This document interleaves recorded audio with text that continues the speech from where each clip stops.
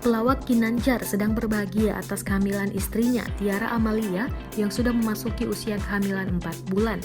Meski begitu, Ginanjar mengaku belum mempersiapkan apapun saat ini. Ginanjar yang resmi menikahi Tiara pada 29 Desember 2019 itu berharap agar di tengah situasi pandemi seperti sekarang, Tiara bisa selalu sehat dan bahagia.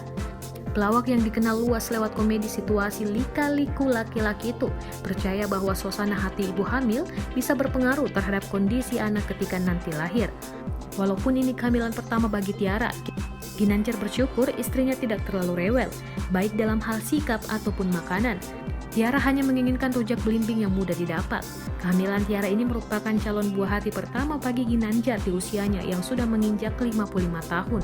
Dari pernikahan Ginanjar sebelumnya dengan Susi Rianti, Ginanjar tidak dikaruniai buah hati.